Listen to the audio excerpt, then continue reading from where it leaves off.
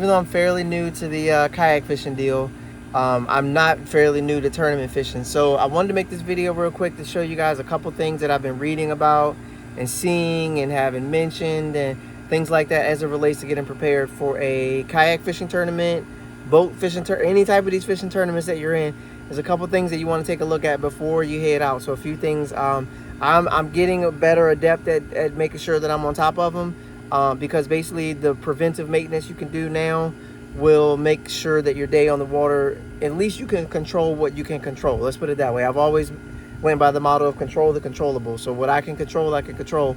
If something odd happens, something weird, you got to deal with that. You got to handle it and move on from that way. But control the controllable. So I figured I'll take you guys around with me real quick on as I get prepared for an upcoming tournament. So I got the kayak here, got my heating pack. This is actually preparation for my neck. But I got the kayak here. Basically, I got it all cleaned up, shined up. I'll show you guys. I won't do that to you guys. But kayak here, 106 PDL Sportsman. Got my lights on there. That was something I had to add.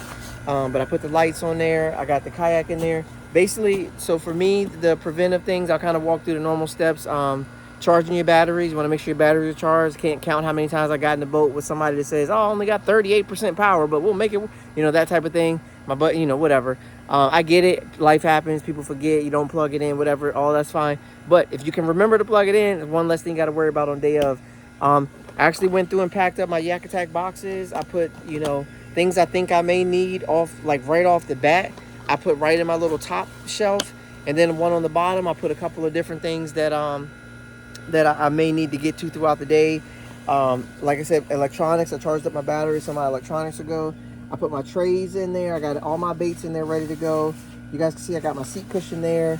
I got my safety measures here, my whistle, things like that. These are all things you want to check just to make sure that you have them in the kayak before you go. That's my measuring board. Only thing is, I'm just waiting for the tournament identifier so I can put the tournament identifier on. I like to write it down as soon as possible and go to bed, but the identifier has not been released yet, so I can't write it down, can't go to bed. And I may actually end up having to write it in the morning. So that's another thing. If you're going to fish tournament, always have a marker. And I got to make sure I got a backup marker to my main marker in case my marker doesn't have ink in it. But that's just how my brain works, guys. It's always about making sure you got something for something, prepared for something. Go through, checking all my bolts, all my things. What is this stuff crawling on my thing? Checking all your latches, your connections, charging your battery for your electronics. If you have a autopilot one, charging your battery for your trolling motor, things like that. Checking all your levers, your housings, things like that. Here in my black pack here, I put a couple of things in here. I got my baits in there. I have a face mask because it's sun. I'm worried about sun. I got a backup mask to the main face mask. I got a cooler thing for my neck. These are hot temperature weather. I also always bring a little bit of medicine, something for like my reflux or things like that. So just packing, make sure you got your medicine, making sure you got, like I said, backups to the backups for your stuff. You can never be too careful when it comes to these PDL kayaks. From what I'm told, I should have a backup prop and a pin and a wrench to tie it down, all that kind of stuff like that. That stuff I'm still getting. I don't quite have that yet, but where I'm going, I know I can paddle back. I don't plan on going that far. I know I can paddle back and I won't be exhausted when I paddle back. So I have a plan B just in case something doesn't go right with that. I can just easily paddle back, or honestly, I'll just wait till the tide starts rolling and I'll just let the tide carry me all the way back to where I want to go. I saw exactly how it runs and I saw exactly how it can carry me. The wind can throw that off, but it is what it is. Or I'll just attach to one of these big boats to come riding past me and I'll go from there. But I have the PDL system. I have a paddle as well. Another thing you want to check is your tires. So on your trailer, if you got tires, you got your bolts and things like that, make sure that you grease yours. I've greased them, but I need to redo the greasing. And then check your trailer bolts, check your air pressure in your tires, things like that. Check your trailer, your bunks, make sure your straps are strapped down good, things like that. On your PDL drive system, there's maintenance that you should do. In particular, I've been seeing a lot of people comment about this bolt coming off, so tightening down this bolt. I did that already. Making sure you have your other things you need. Don't forget your net. A lot of people out here landing fish without net. You might want your net. Maybe you just flip everything. That's cool too. Do that. Your PDL system, if you need to oil it, if it's squeaking, you want to make it ride as smooth as possible, maybe oil it down. I bring a life vest. I bring a backup life vest. I bring the seat cushion. I always have a tire iron in here. I bring a sun shirt in particular for this time of year with the sun. My rods, reels, Little things like that, checking your line for nicks, respooling if you need to respool. If your kayak's not prepared with like charging stuff, make sure you bring a portable charger. I have rain gear in here. I have my anchor in there. I have a backup hat just in case my hat blows off in there. I have change of clothes. I got the sun shirt. I'm wearing a regular shirt. I have a pair of shorts. I have a pair of pants. I have a couple things in there as well just to make sure that I'm good. So I know I'm going kind of fast on this, but all of this stuff is important for the tournament fishing, is to make sure that you're prepared. But there's some little things that I've mentioned so far that I just feel like sometimes people may or may not bring up or mention in their videos, like talking about. And I'm working on another video as well about the actual PDL system fishing rivers. The company out there makes a plate where you can actually turn your PDL kayak back into a regular kayak and then get into those shallow places without the pedals, as opposed to having a big hole in your floor and just lifting the pedals up. But I mean, there's a way to do it both ways. There's multiple ways to do it. A lot of guys have been fishing kayaks for a very long time. One thing I will say about the kayak world is there's not a lot of times where you need to reinvent the wheel. These guys have been doing it for a long time. If you just get in one of these forums, like the Old Town Kayak Forum, Kayak Fishing Dads Forum, things like that, if you get into these groups, these Facebook groups or these other groups, if you ask a question, these dudes will come up with an answer, and they will give you an answer, and they'll give you photos. If you need inspiration for your setup, they'll give you inspiration for your setup.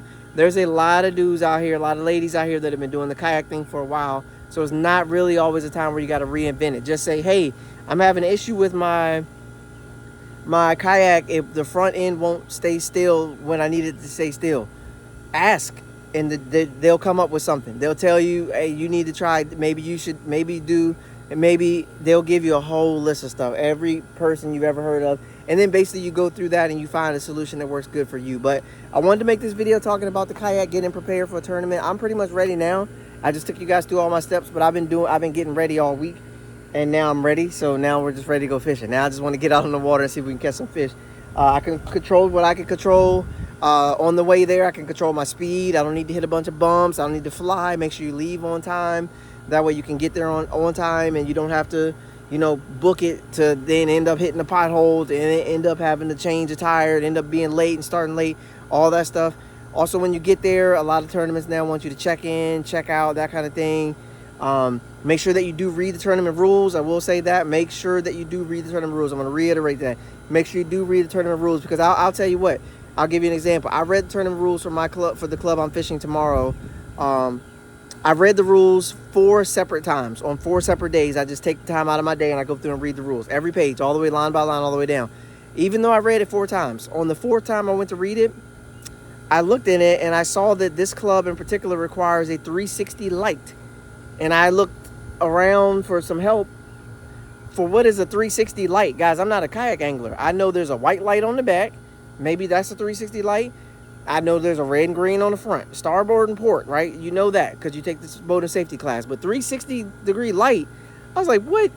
So I got a light, and you can see my light from 360. I'm going to hold it up in the air or whatever, put it on my head. I mean, I'm going to do something with it. But I'll have a 360 light, and I'll have the red and the green because we are launching right kind of at sunlight when the sun's going to just be coming up. So I don't want to get kicked out before the tournament even starts. Somebody sees me without a proper light and they report it, and the next thing I know, I'm dealing with the issue. When I get back, I go out there, I smash them, only to find out that my whole tournament got stalled because somebody reported me because I didn't have a 360 light. And there are people, I'm just gonna throw this out here, there are people that will read the rules, and there's some people that mindset is the more people they can get out of the tournament, the more likely they can win. If there's only 50 people fishing, if I can get 6 of them out for a light, and I can get 3 more of them out because they didn't have a life vest on when the big motor was going, and if I can get 2 more out because it's a kayak deal and I didn't see their whistle and they tried to wear a life vest that goes around their waist when that's clearly prohibited,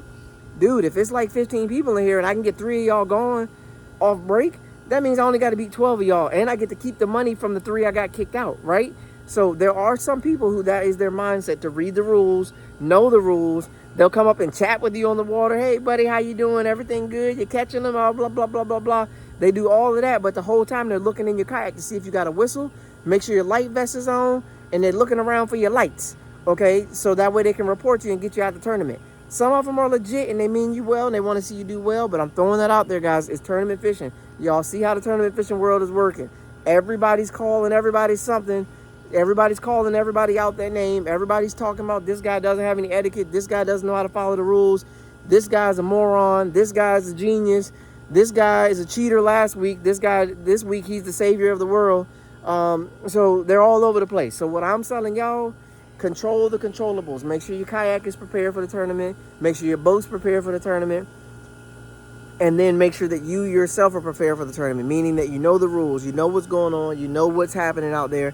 That way you're prepared. And that way if you see something that shouldn't be going on, you might can speak up. But if you don't know rule number 6A, you can't say nothing. And the dude's going to finesse you and he might end up winning. And he maybe didn't need to win because he didn't follow the rules. So it helps yourself to know the rules. Well, guys, it's getting a little dark out here. I meant for this to be an informative video, not a rant. So 98% informative, 2% rant.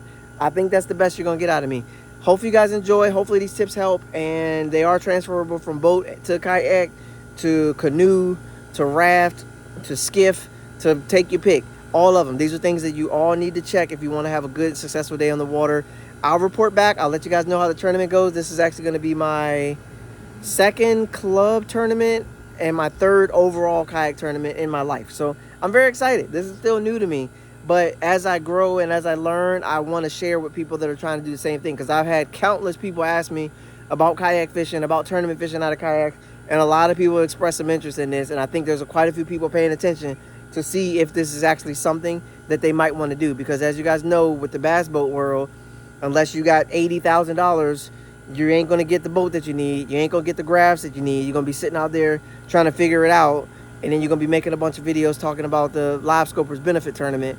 And a lot of these kayak guys got Live Scope too, so don't mess around with it. But you can get Live Scope. I saw a guy earlier post a Old Town Sportsman 120 PDL.